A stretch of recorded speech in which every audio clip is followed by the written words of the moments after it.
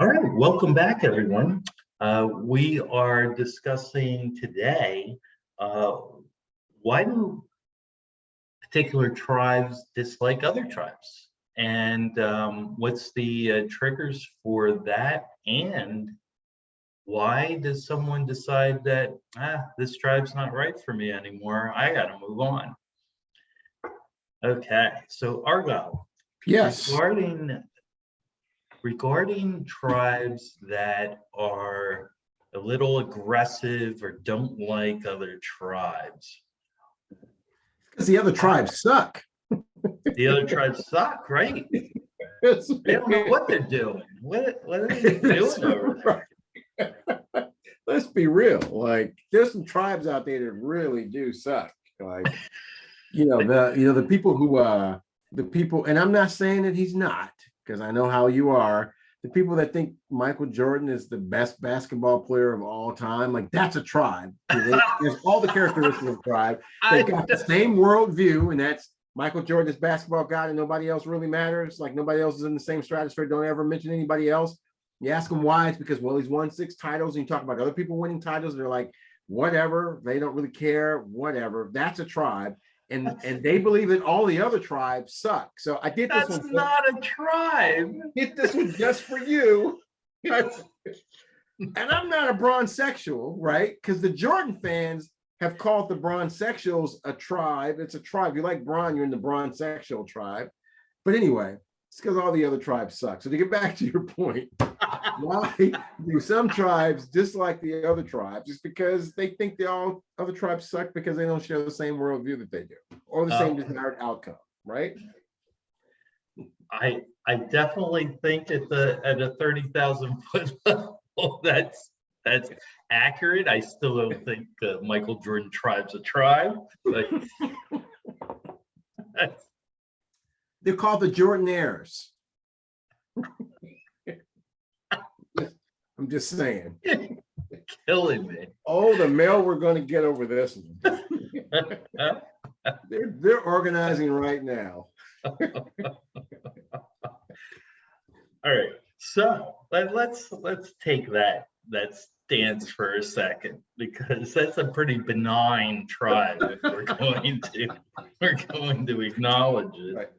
While you're talking, I'm going to write down all of the requirements for being in the Jordanaires. Just okay, all right. So the tribe dislikes the other tribe, the James tribe, because they're threatened that it invalidates their point of view of the world. Yes. Is that where we're at? I think that's it. You can't have 2 goats. You can only have 1 goat. Okay. And if you don't think Michael's the GOAT, you think LeBron or Curry or Shaq or any of the other, or Magic are the GOATs, then that means you're being blasphemous against Michael Jordan. All right. Okay. So yeah, you're right there. and is there, then I assume that the follow-up to that stance is a defensive one in nature, and that you try to discredit absolutely the other tribe with facts, right? Yeah, absolutely. Let me give you the example. Michael Jordan's the greatest ever because he was 6-0 in the finals. Right? LeBron lost in the finals, so therefore he's not greater than Michael Jordan. That's what the Jordanaires believe. That's it. Not to mention, like, even regardless of the fact that LeBron probably could take 4 nuns to the finals because that's how good he was, and Jordan never won a game with a playoff. Did he ever win a playoff series without Scottie Pippen?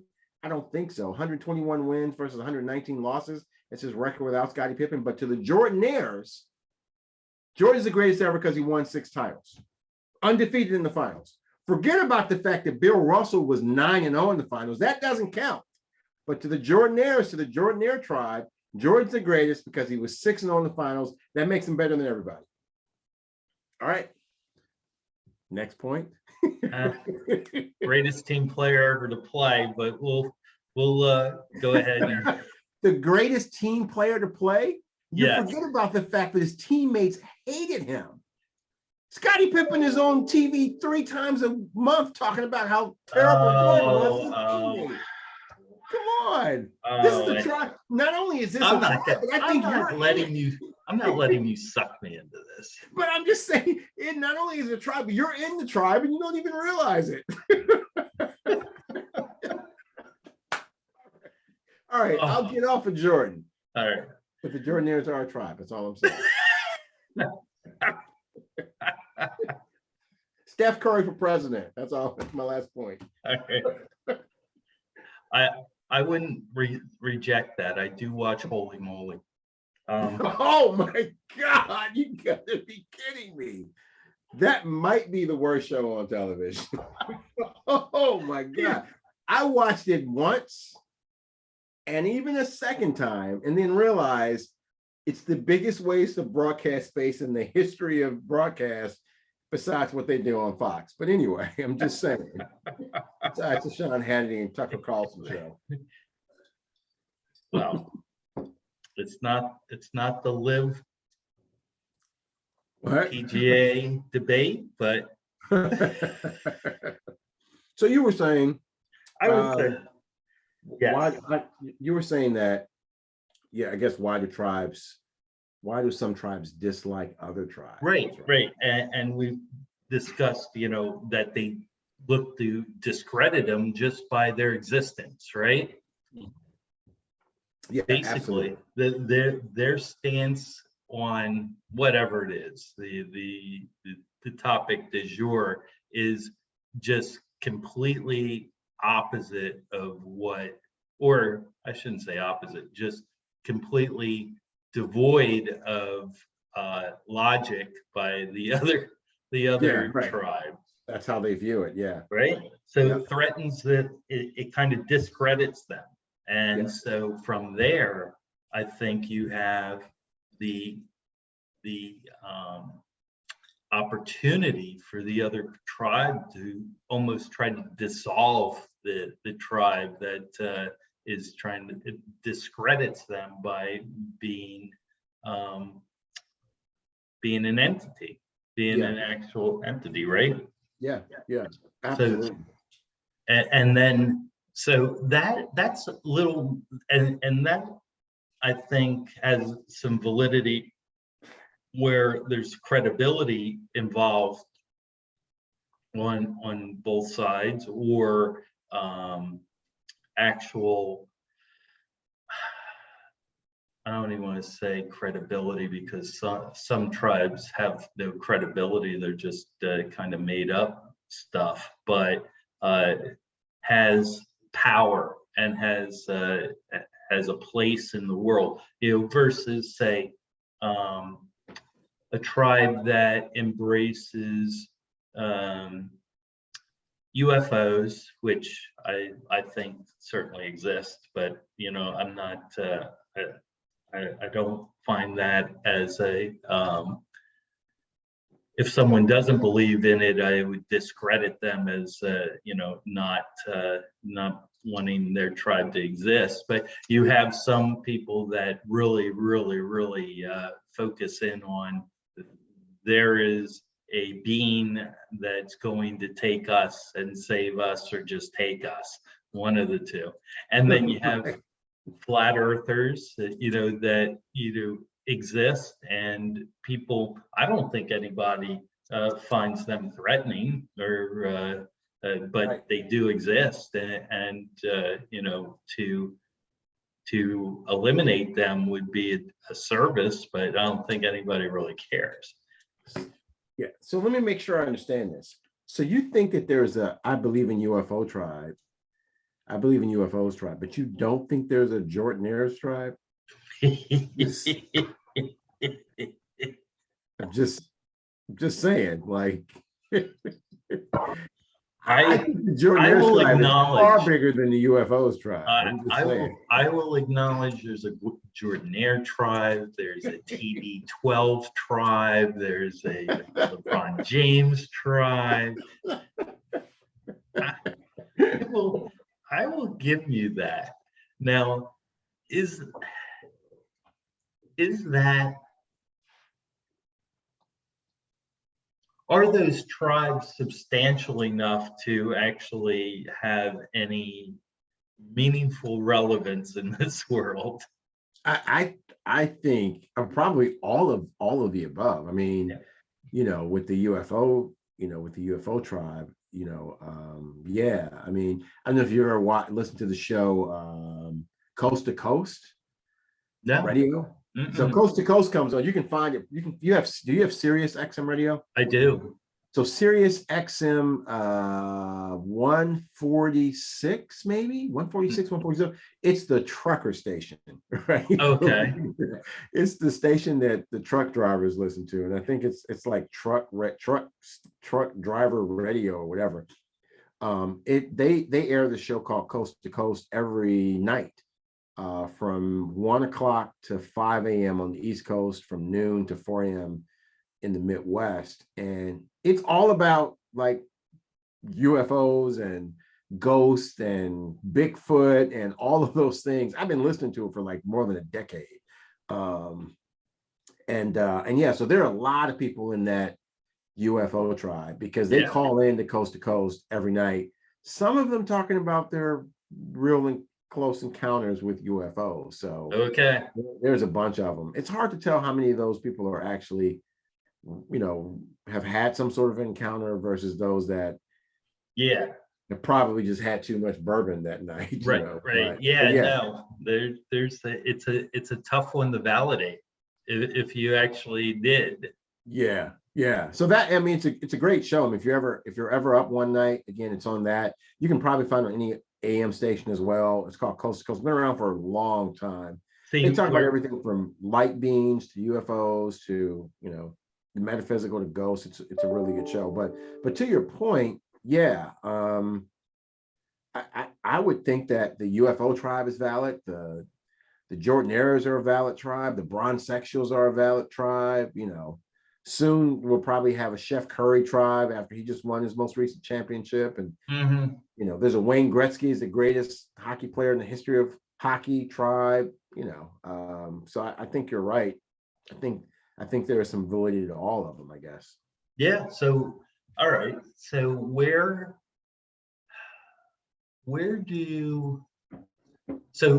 that's obviously, and I think we touched on this on day one, how individuals really reside in multiple tribes. I find it hard to believe there's a single person in this country that you would pigeonhole into a single tribe and they just fit neatly into that bucket. So you have people that, all right, let's just categorize it at one as sports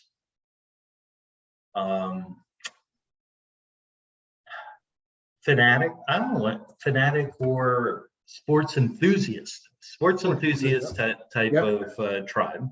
Yep. And how do you think that relates in general, no matter which sports figure you're gonna call that tribe, or even sports team, right? That's really much easier to recognize throughout the country. Football, basketball, whatever it is. Yeah. How do you reconcile that and other tribes that are equally as social, but in a different discipline? And is there any relationship between what sports tribe you're in and any other social tribe you might be in? Absolutely. How do you reconcile that? Well, is there any relation between sports tribe you're in and any other? Well, Yeah, I think if you're in the Dallas Cowboys tribe, Yes. I'm just gonna leave it at that. Right? There's that tribe, and we can pick just about any other tribe. I mean, they are in Texas, so pick a tribe, right? Tribe. And then you've got the Eagles tribe, right? Mhm. That's a whole thing, right? Yeah. Yeah. And then you've got the Yankees tribe, which Mhm. probably a whole thing where they could be in a couple of other different tribes, right? Yeah. You've got the Golden State Warriors tribe, which I guarantee you they're in some other elitist tribes because a two-room shack in San Francisco is $1 million. And so if you're a Golden State Warriors fan, you probably are in a Silicon Valley elitist tribe, probably ultra liberal, right? Likely. And then if you are a Boston Patriots fan and Boston Celtics fan, you probably are in that Harley Davidson, I only vote Republican tribe. Like I'm sure that See, there's some crossover there, huh? I don't think there is. I think there. I find that sports tribes are mutually exclusive to a lot of other I think tribes. so. I do, because I think that I have experienced a number of members of the Pittsburgh Steeler tribe that have very different Yeah, well, views that's a special tribe. It's a in Steelers a tribe. That's lot a of special different group of areas. people. That's a special group of people, though. Like, my terrible towel is right up above my head. So you gave me, thank you very much. One of the highlights of my life is when I was actually handed a terrible towel. Like I was like, oh my God. Anyway, but yeah, Steelers fans notwithstanding, Okay. I think, yeah, maybe you're right. Maybe sports tribes transcend race and socioeconomic status and all those other things that you highlighted in earlier podcasts about what, kind of what delineates why people join tribes. Sports might be the only one. Because again, you know, um, Larry Bird played for Boston, and growing up, I don't know an African American who rooted for the Boston Celtics, but Larry Bird will tell you that he grew up playing basketball with brothers, and that's kind of how his game, So yeah, so Larry didn't see color in any sense, and so yeah, maybe sports is the one place where it kind of transcends race and socioeconomic status and all those things. I think you might be right there. Yeah, might have an opportunity there to actually bring people together versus Yeah, tribalization. absolutely. Hey, I remember playing like when I played football at Penn. We probably had 100 guys on the team, and this was the mid '80s, so racial relations weren't nearly as advanced as they are now. And I just remember we only had like 10 black guys on the team, and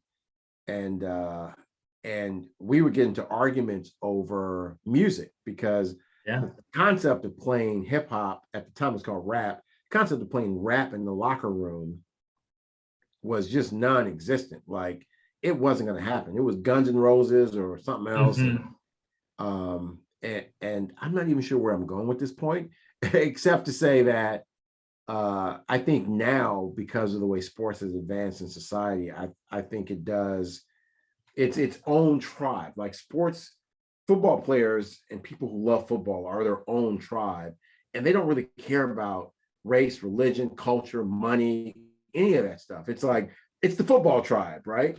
And they're all connected in the tribe. And basketball's kind of the same way. It's like the basketball tribe, and it's the field hockey tribe. So I think there are some tribes that transcend all of those other things that you said in earlier podcasts that that kind of break down how tribes connect to one another. I can see that. I definitely agree with that. And even can I tell you one quick story before we move on? And sure. I promise to get back to tribes, but one of the things, might be the only podcast in America where somebody has a sinus issue and has to deal with that on camera. So I apologize for that. But so one of the things that they used to do at Penn was if you were new to the team, you had to do a skit, right? Okay. It's skit night. Like we would practice all day, took us away to the Poconos. You practiced all day, and then at night we had like a snack hour, 10 o'clock, and the people who were new to the team had to do a skit, right? And so a couple of my roommates and I did a skit where we lip synced a song by the Fat Boys, right? Okay. And they were like, you guys have to go again tomorrow because that's unacceptable. They didn't like the fact that we had pillows under our shirts and we used our toothbrushes for mics, but it was before hip hop had caught on. One of the guys did a skit where he said, I understand that I'm like a lowly sophomore here, and that on the hierarchy of importance on this team, I'm just a sophomore, because the Ivy League at the time didn't allow freshmen to play varsity football. They thought it would compromise academics, so you had to play freshman football and you were eligible to play varsity football as a sophomore. So we're all sophomores, right? So he took a cup, a white styrofoam cup, and he was like, I want you guys to spit in this cup, and I'm going to drink it because I'm going to prove that I understand my place on this team. And they passed around a white styrofoam cup, and guys were spitting in it and hawking in it. And they filled it. There are 100 guys on the team. Now, it got to the black table, and we passed it along because we didn't want to touch the cup. So we were like, all right, just skip our table. But the rest of the team spit. They filled this cup up with spit. And he drank it right there in front of the team, right? And it was oozing down the sides of his mouth. And I got to tell you, I couldn't even tell that story for years without gagging personally myself. That is horrific. He drank a cup of spit. That's terrible. So yeah, and I know that has nothing to do with tribalism, but I couldn't pass up the opportunity to talk about that skit and the guy in the other skit where the guy, his name was Ross. Ross had a reputation for throwing up a frat party. So his skit was, he stood up in front of the team, all 100 of us, stuck his finger in the back of his throat and threw up because that was his reputation. And that was his skit. But our lip sync production was completely unacceptable by the rest of the team. But if you drink spit and throw up, it's completely fine. So anyway, so yeah, so I just wanted to get that in. All right, well, we have that noted, and has nothing to do with tribalism. I have to, but you feel like not throw up on my keyboard. Right. I'm trying not to throw up on my keyboard. Yeah, I'm sorry. I digress. But yeah. So, so yeah, back to your point, like, why do people dislike other tribes? Yeah, I think it has to do with what you said earlier, whereas, if you don't share my worldview and you don't share my desired end result, can't be a part of my tribe. Yeah, and you're maybe standing in the way of my end goal, our values, our view of what's fair to us. Right. Us being whatever the tribe is. Right. And there's enough, and then let's put a bow on this and bring in the media that is available via online, on screen, wherever, to really just support and enforce that where we're going with what we consider fair, what our goals are, what our values are spot on, and keep going. And you were right, they are wrong. Right. Yeah. Yeah. When you think about it, to have a media outlet behind your worldview, even if your worldview is jacked up, but to have a media outlet that tells you every night that your worldview is the right worldview, it not only reinforces the tribe and what the tribe believes in, but it also gives the tribe the opportunity to get more members. Yep, right? Sure does. All I got to do is get somebody else to watch it a couple times, and the next thing you know, they're part of the tribe too. Yep. And at the end of the day, maybe that's one of the challenges we have in our country, that the continued tribalization of America, supported by media, means that we grow further and further apart as a nation. Yes, because you have like the media we're on, podcasts, there's tons of the broad availability of media types has exploded over the recent past. And everybody's a media person now. Everybody's a media person, and you can always find whatever view your tribe is supporting, a media outlet that supports it and regurgitates it. Yep, exactly. That's right. Exactly. I think you nailed it. I think you completely nailed it. All right.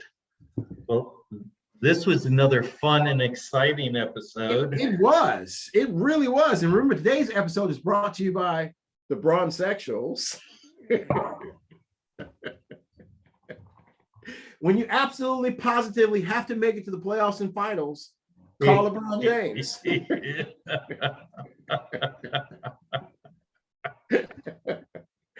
And remember, LeBron fan like that. What? He has a trainer. He does. You know, LeBron James spends $1 million a year on his body, on staying in shape. He's not a young pup. Well, I mean, he's been doing that his whole career, which is why he averaged 30 points a game at 37 years old. Oh, he is definitely an individual that is driven and should be respected.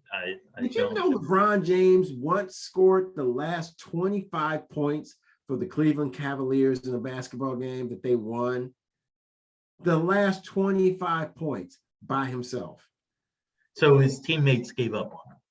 That's what you're telling me.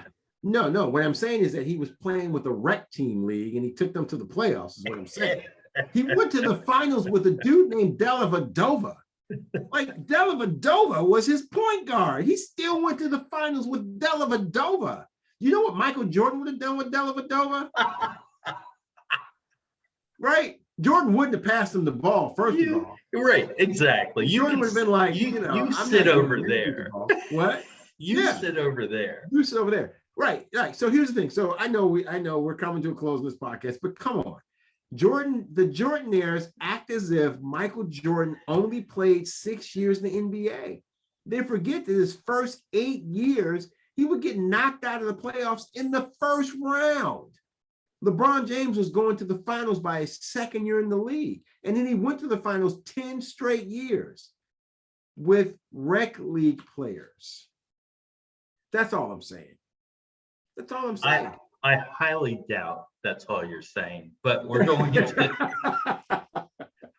we're going to put a bow on this episode. Right. And yeah, I'm going to my LeBron James Tribal Club membership meeting after this meeting. I mean, after this podcast is over. I'm just telling you now.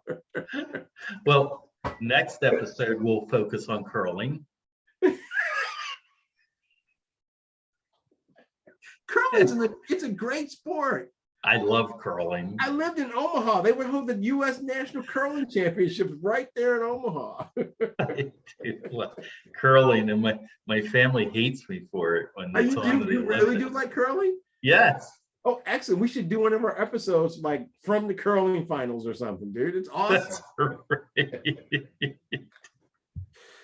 Hey, man, it's great seeing you again. Yeah, Argyle, it's always a fun time, and I think we expanded the knowledge of many viewers today, and pissed some off too. as well we should. But it's better to be pissed off than pissed on, so they say. That's right. All right, until next time. See you guys next week. Bye. All right, see you guys.